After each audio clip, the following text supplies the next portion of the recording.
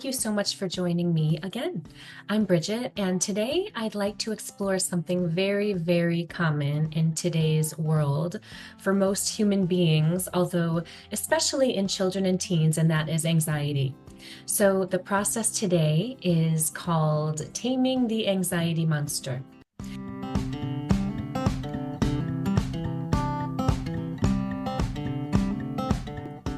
The process involves personifying anxiety and creating our own, often three-dimensional, although it doesn't have to be. It can certainly be a drawing, it can be a sculpture, it can be a puppet, but we're going to be creating our own anxiety monster. Sometimes when we experience anxiety, it can sort of start to feel like that's who we are. Even often the language we use to talk about it, I have anxiety. I'm someone with anxiety. I'm anxious. I'm an anxious person.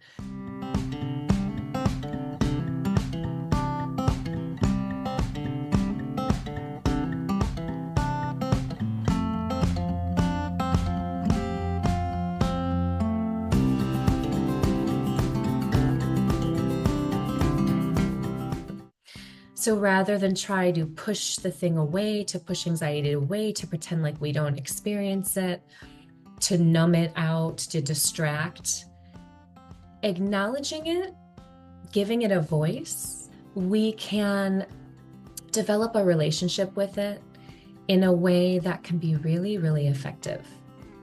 And so with that being said, we are going to start the process.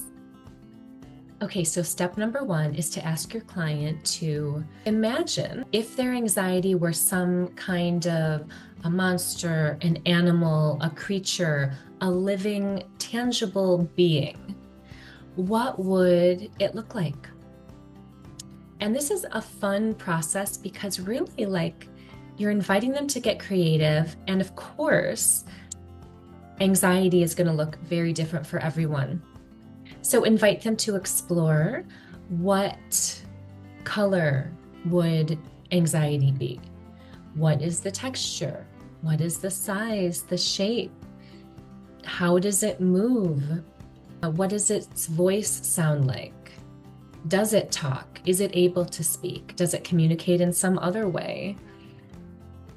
So once your client has had some time to formulate what they feel like their anxiety looks like, they're now going to bring their anxiety to life in the form of some piece of art.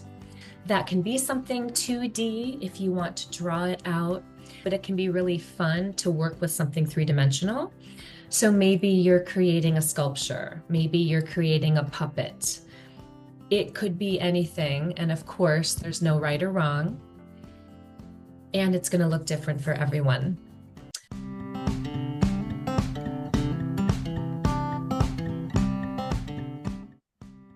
And I'm going to do this process too, just to kind of give you an example.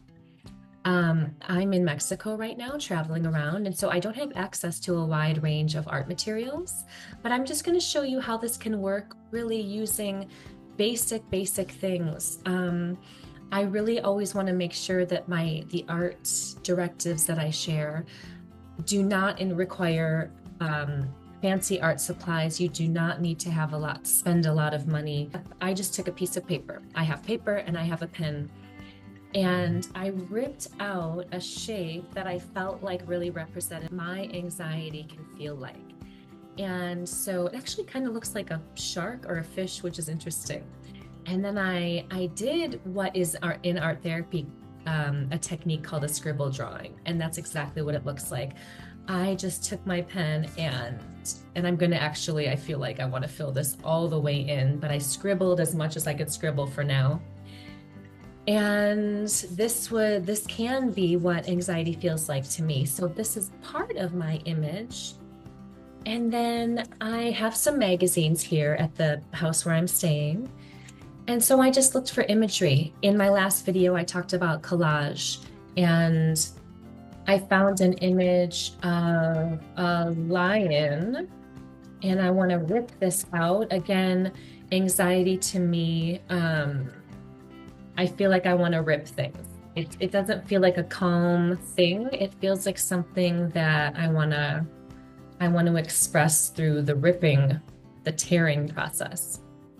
So I'm going to utilize this as part of my anxiety monster because I feel like my anxiety can feel ferocious. It can feel dangerous and like overpowering. So I'm going to utilize these footprints in some way also. So I'm going to tear these footprints out and I'm going to put this together in some way and I'll be back. So for me, this felt right because my anxiety feels messy and I felt like I wanted to tear off a piece and then like tape it back on in a way where it's kind of not, it's there, but it's falling off. And this lion feels like it's ever present and either one step ahead of me or one step behind me. So I'm sharing this just to give a sense of the sorts of ways you might encourage your client to start to interact with the piece. So once you've given your anxiety monster a name, you can start to interact with it, or your client can start to interact with it. So some ways that your client can interact with their anxiety monster is to ask, do you have a message for me? You know, is there something you want to share with me? Or is there a reason you're here visiting me? Is there a reason you have become a part of my life? You can also encourage your client to then share their experience with their anxiety monster. So to let their anxiety know how they have been feeling, how their life has been affected since this anxiety monster sort of entered their world, and what message your client has for the anxiety. So this is the start of allowing your client to sort of have a relationship with their anxiety, to try to understand it better, to allow their anxiety to try to understand them better, just to have some kind of a relationship. And as long as I have a relationship with it, I actually have some control over it. So this can be really powerful. And that leads me to the next step of the process. So the next step of this process is to create some kind of a home where your anxiety monster is going to live. That can be a cave dwelling, it can be a bunker, it can be a cell, or it can be a nice cozy house. Like whatever feels right to the client, that's what they're going to create. So again, it can be effective to give our anxiety a home so that it doesn't need to always live inside of us. So I'm working with what I have available to me here too. I found this hanging. And so I thought, oh, this is so interesting because it kind of looks like a nest or hive of some kind. So this is going to house my anxiety. This is going to be its home. I will show you what that looks like in a minute.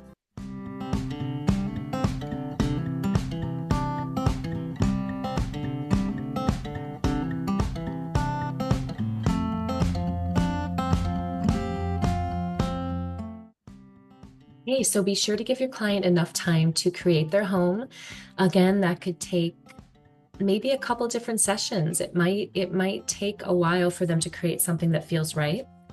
But once they have, you're going to want to ask them to place their anxiety in its new house.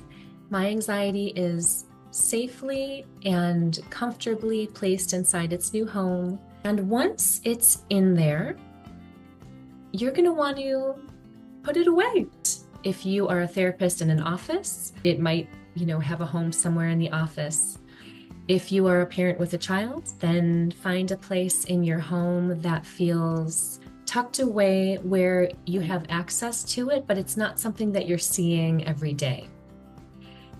So now the next time some kind of major anxiety comes up, anything that feels overwhelming or not, it could just be like, oh, I'm feeling anxious again. And I, feels uncomfortable. And, we know this feeling. You can remind your client or your child or yourself. I know my anxiety monster is safely tucked away. And so I'm reminded again that this is not me. This is just something that I can sort of interact with. It's a visitor in my life. It's a part of my life, and that's okay. We're not trying to deny it. We're not trying to push it away, but we're trying to contain it.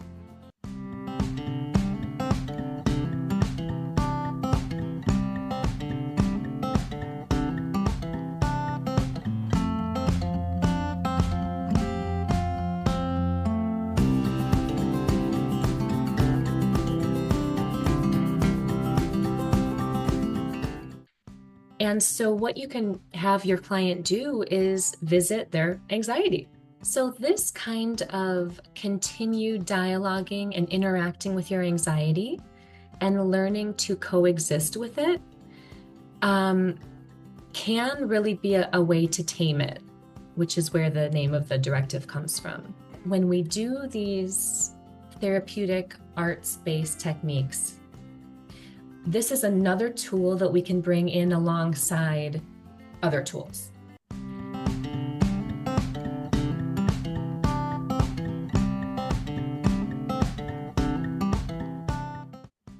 So that is Taming the Anxiety Monster. And I want to thank you so much for being with me and for being open and willing to try something new. And I'd love to hear how it goes for you and your anxiety. Okay, see you next time.